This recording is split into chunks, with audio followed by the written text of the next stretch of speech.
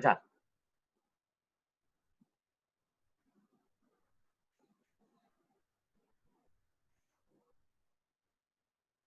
अच्छा, the microprocessor executes a collection of a machine instruction that the processor what to do.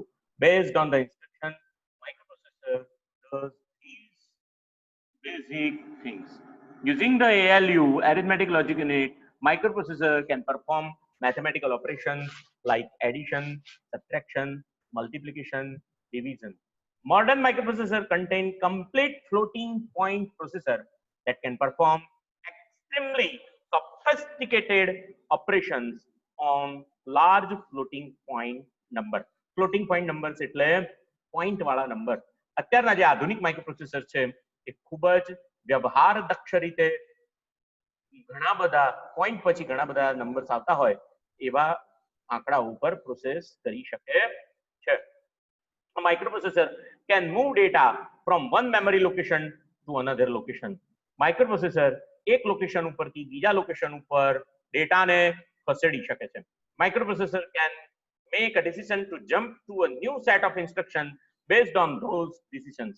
અને microprocessor એ જે ડેટાને move કર્યો છે એના નિર્ણય ઉપર આધારિત નવી જગ્યાએથી નવી ઇન્સ્ટ્રક્શન્સ લઈને એને અમલમાં લાવવા માટેનું કાર્ય પણ કરી શકે છે. There may be very sophisticated things the microprocessor does, but those are its three basic activities. The following diagram shows the microprocessor, extremely simple processor capable of doing. અહીંયા તમને ફરીથી એક વખત માઇક્રોપ્રોસેસર જે છે તેનો બ્લોક ડાયાગ્રામ અહીંયા આગળ જે મેં આગળ બતાવ્યો એવો જ બ્લોક ડાયાગ્રામ છે, પણ અહીંયા ક્લોક ટાઈમ સાથેનો બ્લોક ડાયાગ્રામ છે. ક્લોક ટાઈમ સાથેનો બ્લોક ડાયાગ્રામ છે. બે ડાયાગ્રામ્સને અહીંયા આગળ ભેગા કરવામાં આવેલા છે. એક ઇન્સ્ટ્રક્શન ડીકોડર, ઇન્સ્ટ્રક્શન રજિસ્ટર અને ક્લોક સેટ રીસેટ. અહીંયા એરિથમેટિક એન્ડ લોજિક યુનિટ છે, પ્રોગ્રામ કાઉન્ટર છે, અહીંયા એડ્રેસ લેચ છે એટલે કે એડ્રેસ માટેનો એરે એને બનાવી રાખેલો છે. રજિસ્ટર એ, રજિસ્ટર બી છે અને ટેસ્ટિંગ કરવામાં આવે છે. થર્ડ ફેઝનું ટેસ્ટિંગ ને બધું થઈ શકે છે. અને અહીંયા આગળ ડેટા રીડ કરવાની ઇન્સ્ટ્રક્શન્સ છે કે રાઇટ કરવાની ઇન્સ્ટ્રક્શન્સ છે એ ઇન્સ્ટ્રક્શન આ ઇન્સ્ટ્રક્શન બસની અંદર ચાલે છે. ડેટા કઈ જગ્યાએથી રીડ કે રાઇટ કરવાનો છે તે ડેટા બસની અંદર આવે છે અને ખરેખર જે ડેટા છે ત્યાં ડેટા બસની અંદર પ્રોસેસ થયેલો ડેટા એ ડેટા બસની અંદર પસાર થાય છે. એટલે એડ્રેસ બસ, ડેટા બસ અને ઇન્સ્ટ્રક્શન બસ એમ ત્રણ બસ દ્વારા તમારું માઇક્રોપ્રોસેસર જે છે તે આખું કાર્ય કરી શકે છે. એટલે આ જે એડ્રેસ બસ જે છે તે 8 બીટ, 16 બીટ અથવા 32 બીટ હોઈ શકે કે જે ફક્ત ને ફક્ત મેમરીની અંદર કયા એડ્રેસ ઉપરથી ડેટા રીડ કે રાઇટ કરવાનો છે એનું એડ્રેસ તમને મોકલે છે. This is about a simple microprocessor gets. This microprocessor has an address bus that may be 8, 16 or 32 bit wide that sends an address to a memory. A data bus that may be 8, 16 and 32 bit wide that can send data to memory to receive a data from memory. And RD, that is a read, and WR is a write line to tell the memory whether it wants to send or get the address to location. એટલે કોઈ એક clock ના સમયગાળાની અંદર કોઈ એક pulse રેટની અંદર address બસની અંદર એડ્રેસ પસાર થાય છે, ડેટા બસની અંદર ડેટા જાય છે અને સાથે સાથે ઇન્સ્ટ્રક્શન બસની અંદર આ જે ડેટા છે એ જે તે એડ્રેસ ઉપર રીડ કરવાનો છે કે રાઇટ કરવાનો છે એની ઇન્સ્ટ્રક્શન્સ એક સાથે જાય છે. અને આ આખી પ્રોસેસ જે છે એ આ જે આખી પ્રોસેસ જે છે એટલી સ્પીડી થાય છે કે આપણને કેટલી સ્પીડી થાય છે. પેન્ટિયમ પ્રોસેસર જે છે એ એક સેકન્ડના 7000 ભાગની અંદર આખી ઇન્સ્ટ્રક્શનને પૂરી કરી દે છે. પેન્ટિયમ 4 અથવા પેન્ટિયમ 5 જે ડેટા પ્રોસેસર છે કે જેને આપણે 3GHZ નું ડેટા કહીએ છીએ, માઇક્રોપ્રોસેસર કહીએ છીએ, એ આટલા ઓછા સમયમાં આખી ઇન્સ્ટ્રક્શન્સને એ પોતે એક્ઝિક્યુટ કરી લે છે, એ પોતે અમલમાં લાવી દે છે. Clock line that lets the clock pulse sequence the processor. હું અહીંયા જે અંગ્રેજીમાં બોલું છું એ બધું અહીંયા ગુજરાતીમાં લખેલું પણ છે એટલે તમે એ પણ વાંચી શકો અને હું અહીંયા અંગ્રેજીમાં બોલું છું એટલે તમને મૂળભૂત અંગ્રેજીના શબ્દોનો ખ્યાલ આવે એટલા માટે હું આ કામ કરું છું. A clock line that lets the clock pulse sequence the processor. Reset line that resets the program counter to 0 and restart the execution. Execution ને ફરીથી સ્ટાર્ટ કરવાનું કામ કરે છે. Let us assume that both the address data and buses are 8 bits wide in this example. આપણે વિચાર કરીએ ઉદાહરણ તરીકે કે આપણી પાસે જે ડેટા બસ છે એ પણ અને આપણી પાસે જે એડ્રેસ બસ છે બંને બસીસ 8 બીટ ની આપણી પાસે છે. Here are the components of simple register. A and B and C are simple latches made out of flip flops. મેં તમને વાત કરી આગળ રજિસ્ટર જે છે ને મૂળભૂત રીતે ફ્લિપ ફ્લોપ નો બનેલા છે. એ ફ્લિપ ફ્લોપ એ હાર્ડવેર નો એક કોમ્પોનન્ટ છે કે જેના દ્વારા ડેટા જે છે તે સ્ટોર થયેલો રહે. અચ્છા એને બુલિયન ગેટ એ બુલિયન ગેટ્સ ઉપર આધારિત વસ્તુ છે. એટલે આપણે એમ સમજીએ કે રજિસ્ટર એ ફ્લિપ ફ્લોપ નો બનેલો છે. એ ફ્લિપ ફ્લોપ નો બનેલો છે. The address latch is just a register A, B, and C. The program counter is the latch with the extra ability to increment 1 when told to do so and also reset to 0 when told to do so. આ જે program counter છે એ એક ઉમેરવા માટે અને 0 કરવા માટે reset કરવા માટે સક્ષમ હોય છે. The ALU could be as simple as an 8-bit adder. Arithmetic logic unit ની અંદર બંને પ્રકારના એની સર્કિટ્સ મૂકેલી છે. તો અહીંયા એડર ની સર્કિટ મૂકે. એડર એટલે સરવાળો કરવા માટેની સર્કિટ ને એને એડર કહેવામાં આવે. એને શું કહેવામાં આવે? એડર કહેવામાં આવે. અને or it may be able to add, subtract, multiple, divide 8-bit value. Let us assume here. The test register is a special latch that can hold values from the comparison performed in the ALU. An ALU can normally compare two numbers and determine if they are equal. If one is greater than or than other, etc. The test register can also normally hold carry bit from the last stage of the adder, and it stores these values in the flip flop, and then the instruction decoder can use the values to make a decision. અહીંયા આગળ આ જે figure આપેલી છે એની અંદર જુદા જુદા stage આપેલા છે. રજિસ્ટર એ, રજિસ્ટર બી, અહીંયા એડ્રેસ બસ આપેલી છે અને આની અંદર બધા જ જે છે એલયુ જે છે એ પોતે પણ 3 બીટ કામ કરી શકે છે એવું અહીંયા આગળ આપણને સમજાવવામાં આવેલું છે. અને એ રીતે સૂચનાઓને એ કાર્ય કરવા માટે સક્ષમ સમર્થ હોય છે. અચ્છા અહીંયા આગળ આપણે એનો વિચાર કરીએ. There are 6 boxes marked in 3 states. In the diagram આપણો જે આ જે ફિગર છે એની અંદર 3 વાદળી 3 states તમને અહીંયા આગળ બતાવવામાં આવેલા છે. 3 states. Tri-state buffers. A tri-state buffer can also pass a 1 or 0, or it can be essentially disconnect its output. Totally disconnect the output line from the wire that output heading towards.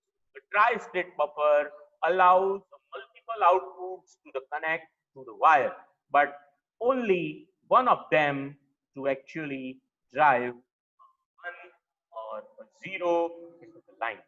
The instruction register, instruction decoder are responsible for controlling of all the other components. અને આ બાબત જે છે મિત્રો એ તમને અહીંયાથી વધારે સરળતાથી સમજી શકાશે. અહીંયા આગળ આ રીતે આખી આ ઇન્સ્ટ્રક્શન જો લખેલી છે. સ્ટેટિક ઇન્ટિજર પીસી, આ પીસી નામનો એક વેરિયેબલ છે. સ્ટેટિક ઇન્ટિજર એસી નામનો વેરિયેબલ છે. આ બધા વેરિયેબલના નામ લખેલા છે. બુલિયન વેરિયેબલ આ રીતે એસેમ્બલી લેંગ્વેજ ની અંદર આ રીતે કામ થાય છે. એસેમ્બલી લેંગ્વેજ લખેલું એક મોડ્યુલ અહીંયા આગળ તમારી સામે મેં પ્રદર્શિત કરેલું છે. અને એના અહીંયા આગળ PC = PC1+ નામનો એક સ્ટેટમેન્ટ લખેલું છે. અને આ જે સ્ટેટમેન્ટ છે એ સ્ટેટમેન્ટ જે છે એ આખા ઘણા બધા સ્ટેટમેન્ટના સમૂહથી બનેલું છે એટલા માટે આને પ્રોગ્રામ કહીશું. અને આનો અમલ તમારું CPU કરશે. Arithmetic and logic instructions કરશે. All instructions directly executed by the hardware maximize the rate at which instructions are issued instruction should be easy to decode.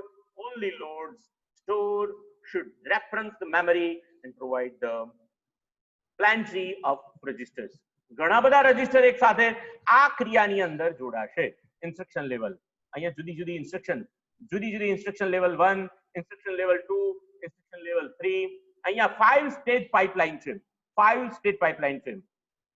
જુદા જુદા 5 જુદા જુદા લેવલની પેરેલલ પાઇપલાઇન છે કે જેની અંદરથી આ ઇન્સ્ટ્રક્શન બસ જેને હું કહું છું ને એ ઇન્સ્ટ્રક્શન બસનું આ એક્ઝામ્પલ છે કે જેની અંદર ઇન્સ્ટ્રક્શન પસાર થાય છે. શું કરવાનું છે? કાં તો રીડ કરવાનું છે, કાં તો રાઈટ કરવાનું છે. અને આ ફેચિંગ ઓફ ઇન્સ્ટ્રક્શન, આ ઇન્સ્ટ્રક્શન ફેચિંગ યુનિટ છે કે જે ઇન્સ્ટ્રક્શન શું કામ કરવાનું છે અને આગળ ને આગળ ને આગળ ને આગળ એ પોતે ફેચ કરતું જાય છે, લાવતું જાય છે અને એનો અમલ જે છે એ આખું કરતું જાય છે. હવે આ ફિગર ઉપરથી તમને આખું ખબર પડશે. આ ફિગર ઉપરથી તમને વધારે ખ્યાલ આવશે કે ઇન્સ્ટ્રક્શન જે છે એ કેવી રીતે ઇન્સ્ટ્રક્શન જે છે તે કેવી રીતે અમલ થાય છે. જો ઇન્સ્ટ્રક્શન ફેચ યુનિટ S1 પાસેથી S2 પાસે, S3 પાસે અને S3 જે છે આ ઇન્સ્ટ્રક્શન ALU પાસે મોકલવાની છે કે લોડ પાસે મોકલવાની છે કે ડેટા સ્ટોર કરવા માટે મોકલવાની છે એ પોતે નક્કી કરે છે. અને એ રીતે એ ઇન્સ્ટ્રક્શન્સ જે છે એને તમારી સામે અથવા તો જેને કહેવાય કે અમલમાં લાવીને 5 ફંક્શનલ યુનિટ્સને અમલમાં લાવીને એ ત્યાં ડેટા રાઈટ કરવાનો છે કે રીડ કરવાનો છે એ નક્કી કરે છે. બરાબર છે. અને આ જે ફિગર છે મિત્રો, આ જે ફિગર છે એની અંદર શેર્ડ મેમરી, CPU અને બસ, સિંગલ બસ મલ્ટીપ્રોસેસર છે. એની અંદર CPU સાથે એક જ બસ જોડાયેલી છે અને અહીંયા આગળ multi colour with local memories.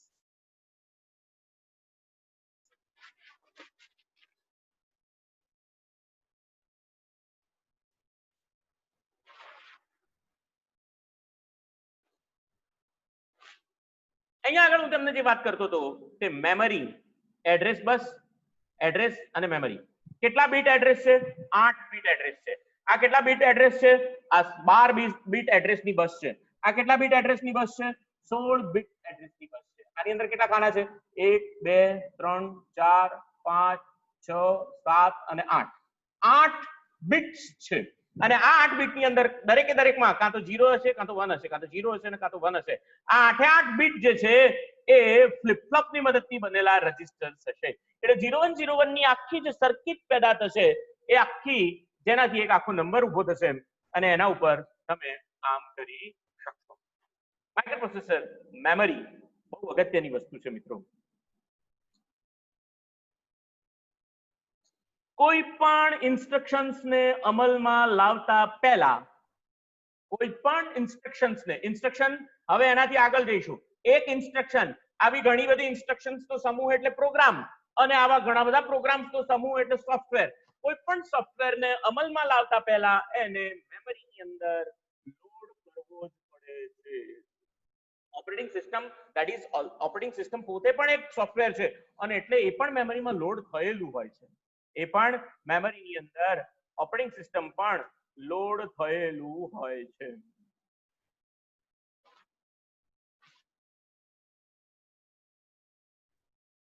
અંદર મેમરીની અંદર લોડ થયેલું હોય છે. કેટલા સેલ્સ છે? 8 બીટ. આ તો 8 બીટ જ બતાવે છે, 12 બીટ બતાવે છે, 16 બીટ બતાવે છે, પણ મેમરી કેટલા જીબી હશે? કેટલા જીબી મેમરી હશે? તો કોમ્પ્યુટર પાસે અત્યારના જમાનામાં 4 GB memory, 4 GB RAM, 8 GB RAM, 16 GB RAM, આટલી રેમ અવેલેબલ હોય છે અને આ બધી રેમને મેનિપ્યુલેટ અને CPU દ્વારા એનો કંટ્રોલ કરવામાં આવે છે. The previous section talked about the addresses and the data bus as well as RD એટલે કે read operation, WR એટલે કે write operation lines. These buses and lines connect either to RAM or ROM. Generally both. આ data bus અને જે address bus છે અને સાથે જે એક્ઝિક્યુશન બસ છે એની અંદર રેમ અને રોમ બંનેની અંદર આ બંને વસ્તુઓ જે છે તે ઉપયોગમાં લેવામાં આવે છે.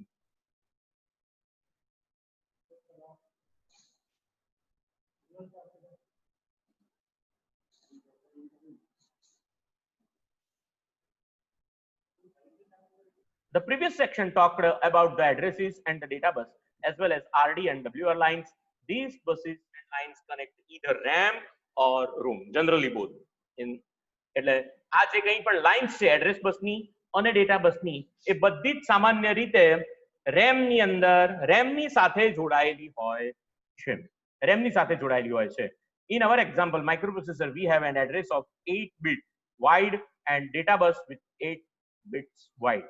This means the microprocessor can address 2 raised to 8 બેના 8 ઘાત જેટલા એડ્રેસીસને જુદા જુદા એડ્રેસીસને આપણું માઇક્રોપ્રોસેસર જે છે એ લોકેટ કરી શકશે.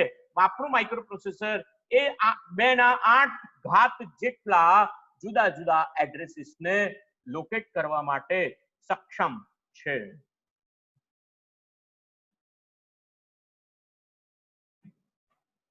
હવે આ જે રેમ જે છે એ સૌથી અગત્યનું મિત્રો RAM અને ROM રેન્ડમ એક્સેસ મેમરી કહેવામાં આવે છે.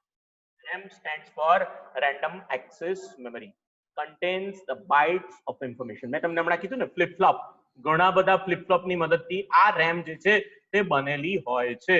રેન્ડમ એક્સેસ મેમરી જે છે તે બનેલી હોય છે અને એની અંદર જે કે માસ્ટર સ્લેવ ફ્લિપ ફ્લોપ અને ડેટા જે છે એની અંદર આ બધું જે છે RAM ને સમજવા માટે જરા તમારે એક તમારા મગજની અંદર એક કોઠો બનાવવો પડશે. આ કોઠાની અંદર 2 ડાયમેન્શનલ કેટલી રો અને કેટલા કોલમ્સ હશે. તો આપણું એક્ઝામ્પલ 8 બીટનું છે. તો આપણા એક્ઝામ્પલ પ્રમાણે જે છે તે મેમરીની અંદર 8 બીટ એટલે કે 8 આડી લાઈનો હશે, 8 ઊભી લાઈનો હશે. એમ તમે માનીને ચાલો. બહુ સિમ્પલ રીતે માનીને ચાલો. તો કેટલા ટોટલ એડ્રેસ તમે કેટલા ડેટા એની અંદર લખી શકશો? તમારી પાસે કેટલા સેલ્સ હશે? 64 સેલ્સ હશે. 8 રોઝ અને 8 કોલમ. આ બધું આખું જો તમે કોઠો બનાવો તો 64 સેલ્સ હશે. તો તમે એની અંદર જુદા જુદા બિટ્સ મૂકીને 64 જુદા જુદા પ્રકારના નંબર્સને તમે એની અંદર લખી શકશો.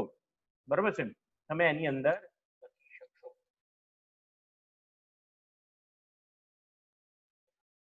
આ જે રેમ છે એને મેઇન મેમરી કહેવામાં આવે છે. બરોબર? આ એક બહુ મુદ્દો સમજવાની જરૂર છે મિત્રો. રેમ અથવા તો મેમરીના બે પ્રકાર પડે છે અને એમ કહીએ memory has 2 types of memory. એક મેઇન મેમરી અને બીજી જે મેમરી છે એને ઓક્સિલરી મેમરી એમ કહેવામાં આવે છે. મેઇન મેમરી જે છે એ રેમ છે અને ઓક્સિલરી મેમરી ઘણી બધી ઓક્સિલરી મેમરી છે. ઓક્સિલરી મેમરી ઘણી બધી છે અને એને સેકન્ડરી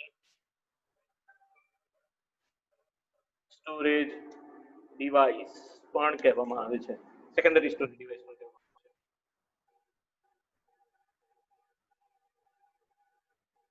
અને નોન વોલેટાઇલ મેમરી પણ કહેવામાં આવે છે.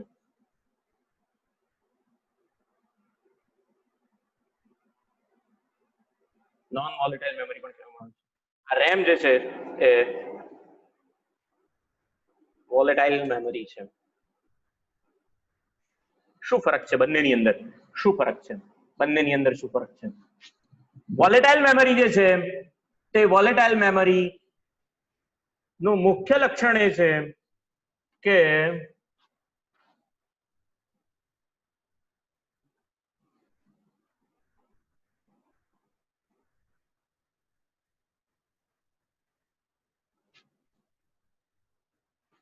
જ્યાં સુધી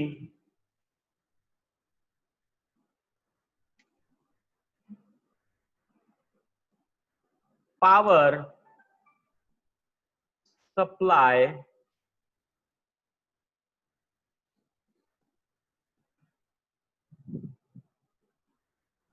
ચાલુ હોય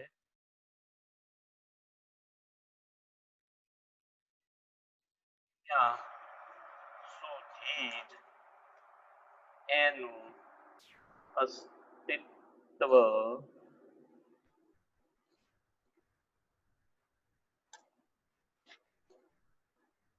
હોય.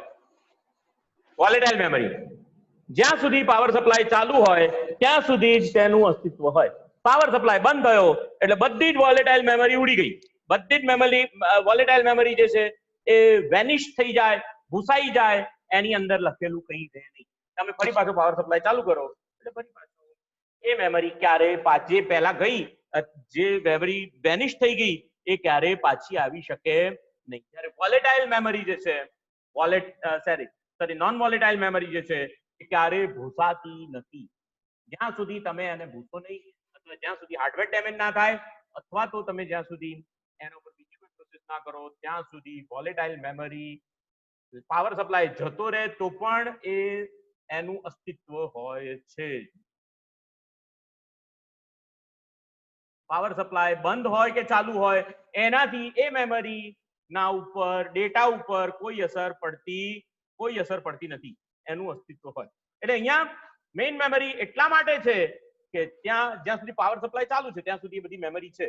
જેવો પાવર સપ્લાય ગયો મેમરી ભૂસાઈ ગઈ. પણ અહીંયા આગળ નોન વોલેટાઇલમાં તમે પાવર સપ્લાય બંધ કરી દો તો પણ એ મેમરી તો અંદર જળવાયેલી જ રહેશે. ફરી પાછો પાવર સપ્લાય ઓન કરો, કોમ્પ્યુટર તમારું ચાલુ કરો એટલે ફરી પાછી એ મેમરી તમે એને રિટ્રાઈવ કરી શકો, પુનઃ પ્રાપ્તિ એની કરી શકો છો. એવી મેમરીને ઓક્ઝિલરી મેમરી કહેવામાં આવે છે. અને એની અંદર એની કેટેગરીમાં એની કેટેગરીની અંદર આપણે હાર્ડ ડિસ્ક, ડ્રાઈવ, સીડી, ડીવીડી, પેન ડ્રાઈવ, આ બધી જ મેમરી જે છે એને ઓક્ઝિલરી મેમરી કહીશું, સેકન્ડરી સ્ટોરેજ ડિવાઇસ કહીશું. જ્યારે રેમ જે છે, રેમ અને રોમ જે છે, અહીંયા આગળ હું રોમનો પણ ઉલ્લેખ કરીશ. રોમ જે છે તે આ રીડ ઓન્લી મેમરી છે. રોમ જે છે ને એ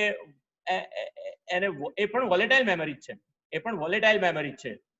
પાવર સપ્લાય જ્યાં સુધી ચાલુ હોય પણ એનો ઉપયોગ જુદી રીતે થાય છે, અને બાયસ તરીકે ઉપયોગ થાય છે. એ હું તમને સમજાવીશ કેવી રીતે થાય છે, એની વાત કરીશું. પણ મેઇન મેમરી રેમ અને રોમ છે.